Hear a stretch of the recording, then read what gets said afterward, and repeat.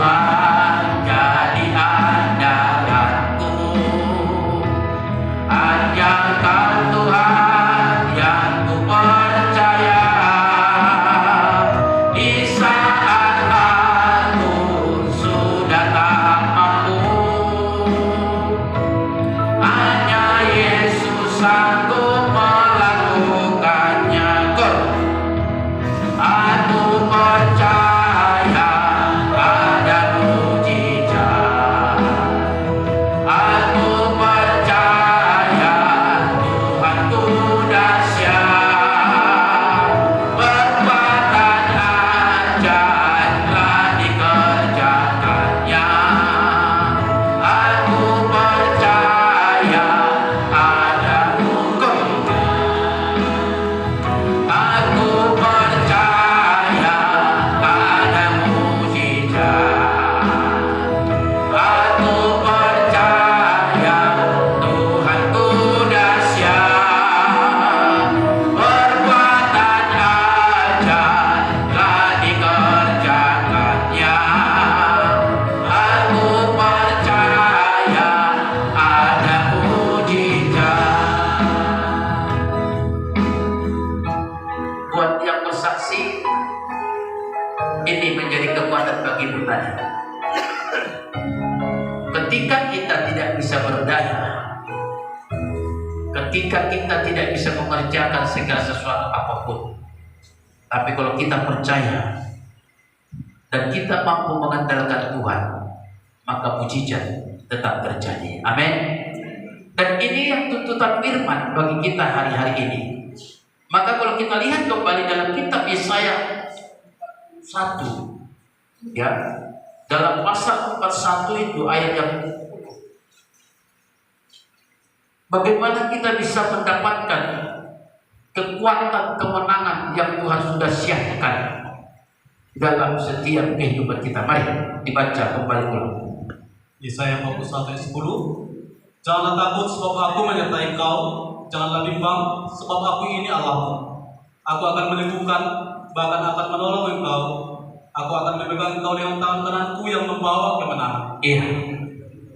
Tuhan akan memberikan pertolongan, ya, lewat uluran tangannya agar kita mendapatkan kemenangan. Ini yang harus kita perhatikan. Uluran tangan Tuhan itu bukan hanya sekedar dan bukan sembarangan, tetapi ada satu hal yang harus kita miliki, konsep dalam hidup, agar kita bisa rasakan pertolongan Tuhan, campur tangan Tuhan dalam kehidupan kita, yaitu ketika kita mampu dan kita mau dan kita punya prinsip dalam hidup bahwa Tuhan adalah andalan satu-satunya bagi kita. Amin. Amin.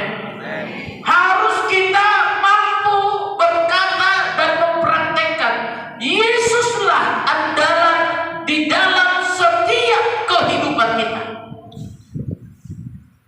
Kalau kita mau melihat kemurahan pertolongan Tuhan di dalam setiap kehidupan kita, kalau kita mau menikmati kemenangan yang Tuhan sudah janjikan di dalam setiap kehidupan kita, hanya satu perkara kita harus siap memiliki dalam konsep hidup bahwa Tuhan adalah andalan di dalam setiap pribadi kita. Ini harus ada bagi kita.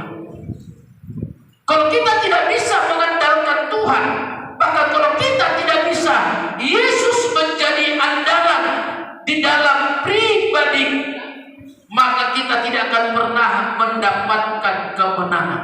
Ya, ini harus ada di dalam setiap janji Tuhan di dalam kehidupan kita pada hari-hari ini, supaya kita juga mendapatkan kemenangan. Ya, supaya kita juga mendapatkan satu kekuatan yang sangat luar biasa, supaya kita bisa memiliki, yaitu mujizat yang selalu Tuhan percaya di dalam setiap kehidupan kita. Ini harus ada bagi setiap kehidupan. Kalau enggak, kita tidak akan pernah bisa mendapatkan kemenangan itu. Makanya kalau kita lihat di dalam setiap firman Tuhan yang selalu berkata agar kita tetap bisa mengasihi Tuhan. Jadi orang yang mengandalkan Tuhan adalah orang yang selalu mengasihi Tuhan di dalam setiap kehidupannya. Coba dibaca di dalam Ulangan 30.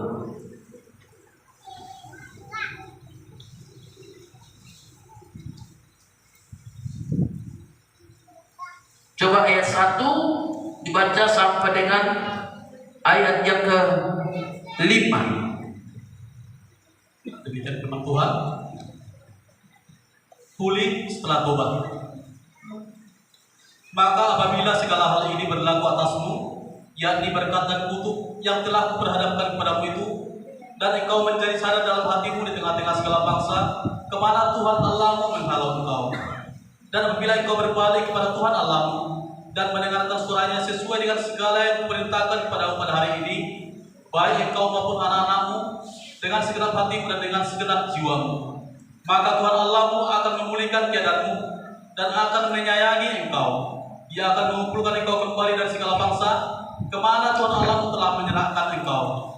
Sekalipun orang-orang yang terhalau daripadamu ada di ujung langit, dari sana pun Tuhan Allahmu akan mengumpulkan engkau kembali, dan dari sana pun Ia akan mengambil engkau.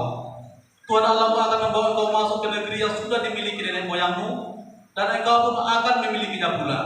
Ia akan berbuat baik kepadamu dan membuat engkau banyak melebihi nenek moyangmu. Ya, perhatikan ini.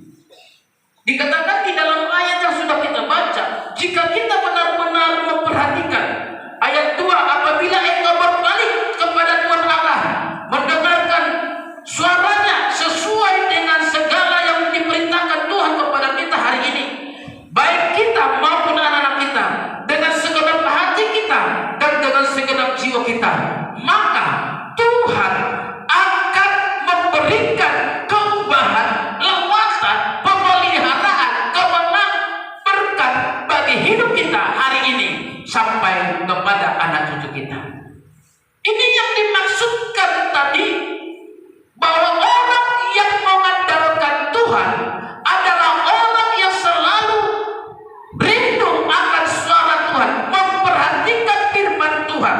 Orang yang mengandalkan Tuhan dalam hidupnya adalah orang-orang yang selalu taat kepada perintah dan aturan daripada firman. Kalau kita mengandalkan seseorang dalam satu perkara, biasanya di dalam satu perkara yang diandalkan orang adalah pengacara, betul? Maka ketika kita percayakan pengacara ini yang kita andalkan menyelesaikan masalah perkara kita, ada satu aturan yang tidak bisa kita bantah, yaitu apa yang diperintahkan pengacara, kita harus siap melakukannya. Karena apa? Karena kita andalkan dia dalam menyelesaikan masalah ini. Demikian juga dalam Tuhan. Ketika kita mengandalkan Tuhan dalam hidup, ketika kita percaya kepada Tuhan,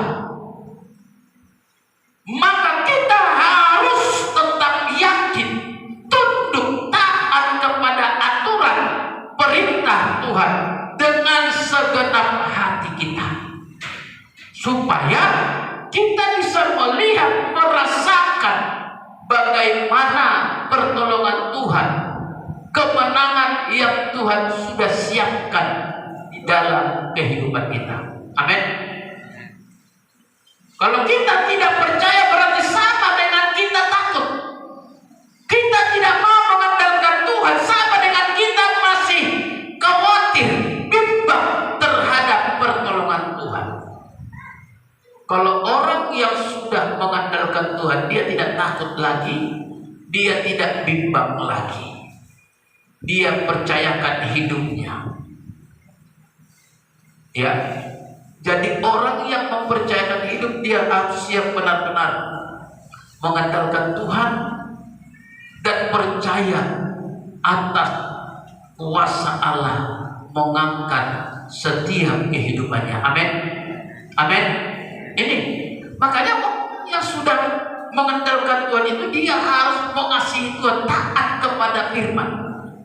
Karena Alkitab juga berkata, ya, orang yang mengasihi Tuhan dengan segenap hati akan mendapatkan pemeliharaan daripada Tuhan. Ini harus ada dalam hidup kita. Maka Tuhan berkata, kasihilah Tuhan Allahmu dengan segenap hati, dengan segenap jiwa. Sampai ada pujian yang berkata, aku mengasihi Engkau Yesus dengan segenap hatiku. Aku mengasihi Engkau Yesus dengan segenap jiwaku. Maka dia katakanlah, renungkan, praktek hidup mengasihi Tuhan dengan segenap hati dan segenap jiwa. Maka lanjutan ayat ini dikatakan, ku renungkan firman-Mu siang dan malam, ku pegang perintah-Mu dan ku lakukan. Engkau tahu ya Tuhan, tujuan hidupku hanyalah untuk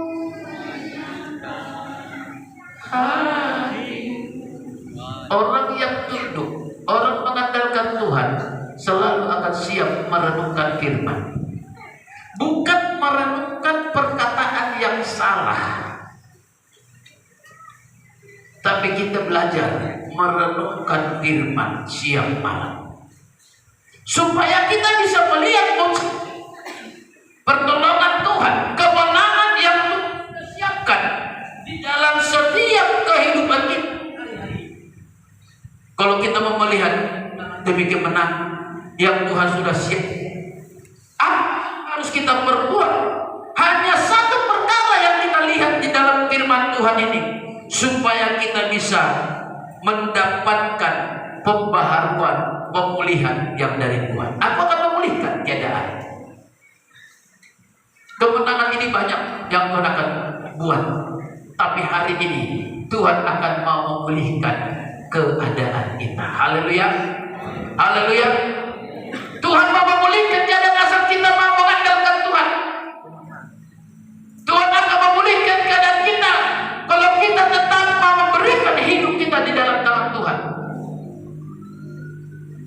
Karena hari-hari ini hanya itu yang bisa kita dapatkan dalam hidup, mengandalkan Tuhan. Apapun perkara, masalah, problem yang kita alami dalam hidup, hanya satu perkara Tuhan kita andalkan, supaya Tuhan yang selalu membuka jalan keluar di dalam setiap kehidupan kita, agar Tuhan memberikan kemurahan pertolongannya yang ajaib di dalam kehidupan kita.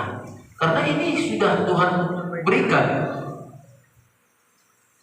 Karena janjinya Tuhan itu sampai begitu luar biasa. Coba di pasal 40 Yesaya 49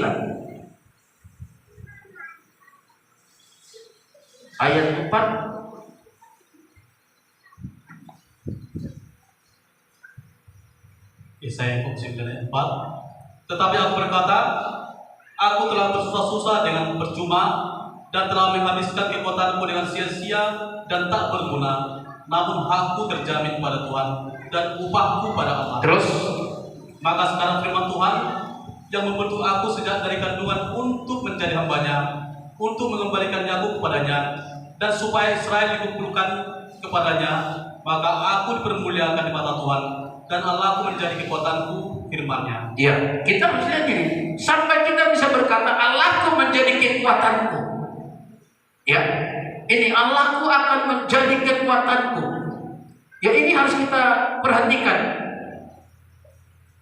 supaya kita lihat ayat 6. Terlalu sedikit bagimu hanya untuk menjadi hamba. Iya, Tuhan katakan terlalu sedikit bagi kita hanya jauhi hamba Tuhan. Terus untuk menegakkan suku-suku Yakub dan untuk mengembalikan orang-orang Israel yang masih terpelihara. Tetapi aku akan membuat engkau menjadi terang bagi bangsa-bangsa, supaya keselamatan yang daripadaku sampai ke ujung bumi. Jadi kalau menjadi hamba itu masih kecil.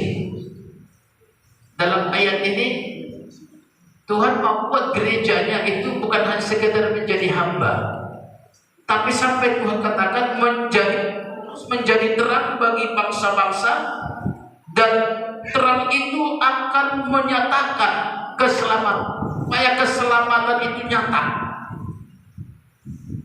Jadi ini kalau kita bahas, kita lihat hamba-hamba Tuhan itu belum tentu bisa menyatakan keselamatan, tetapi kalau sudah terang yang daripada Tuhan mengalir bagi kita, dan itu bercahaya kepada banyak orang, akan nyatalah keselamatan yang Tuhan berikan. Itu yang mau kita tonjolkan dalam hidup, itu yang mau kita perbuat di dalam kehidupan kita pada hari-hari ini.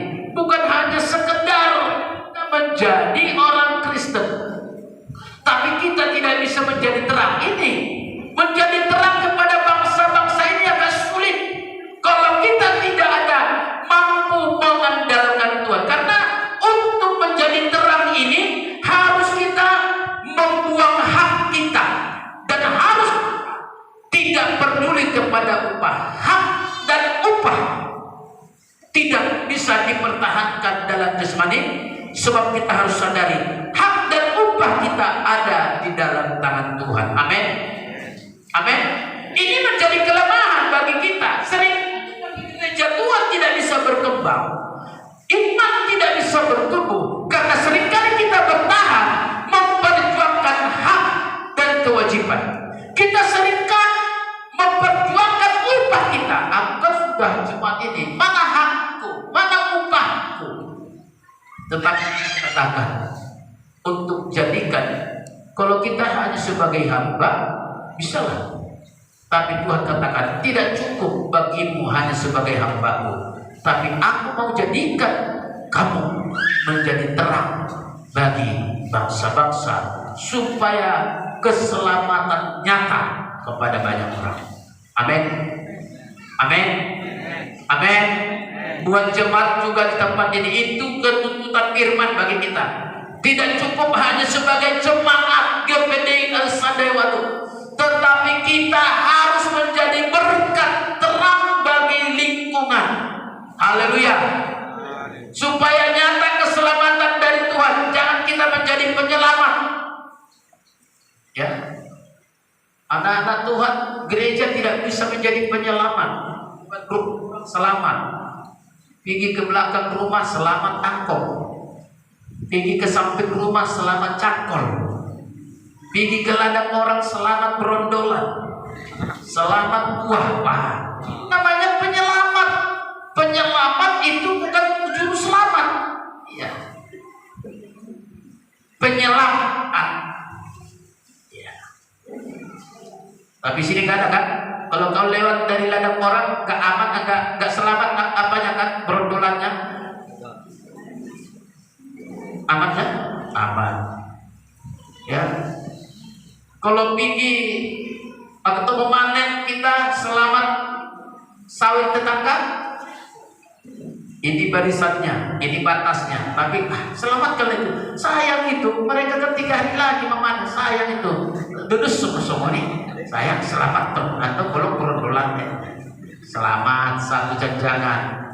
Dapat sulusana nanti. Selamat. Maka dibuatlah nama anaknya, kebetulan istrinya mengandung, lahirlah anaknya, buatlah nama anak itu si Selamat. Ada nama si Selamat, ada nama Selamat sini. Pergi ke belakang rumah orang selamat, angkok, cangkol, seperti itu kara-kara kan gitu. Kalau datang tukang kara-kara mama itu langsung saya berdiri di situ. Jadi semua selamat. Nanti ada eber tergantung diambilnya, dipijat, diselamatkan. Kan udah pecah memang katanya. Aduh, kasar nanti. Makanya dari sini sampai ke sana 1 biji pun plastik jangan ada dipegang. Itulah aturannya. Jangan ada dipegang. Itu tidak boleh dipegang. Ini sampai walau sampah apapun tidak ada hakmu itu. Dari sana ke sini jangan ada pegang. Itu kalau udah ada apa di belakang itu. Datang anjing apa nih? Ingat aku, oh sudah datang penyelamat. Ya, bukan salah kalau mengambil kadang-kadang nggak apa-apa. Saya juga mengambil. Hanya kadang-kadang kalau di jalan ada saya kadang-kadang harus ambil. Ya. Tapi jangan sampai yang bagus-bagus diselamatkan. Periuk yang di belakang tergantung periuk dipijakkan. Ya hancurlah. Nah, ya. Ya. Amin. Ya. Buat ibu-ibu, ya. Jangan selamatkan berondolan orang lain. Sudah dipercaya, kadang-kadang gitu. Sudah dipercaya, itulah Inang ambil berondolan ini sama kau. Iya. Kadang-kadang gitu. Tapi yang dikasih apa? Berondolan yang dikasih sama kita. Jangan selamatkan jangan. Nah. Ini banyak saya dengar kadang-kadang isu-isu bagi yang nyalanya. Sudah aku kasih sama dia berondolan. Rupanya juga jangan sengaja dirundokkan. Diambil jangan itu. Udah pulang orang penimbang, diambil lagi berondolan jangannya. Ya. Bukan itu yang dimaksud. Tapi kita harus menjadi terang. Amin.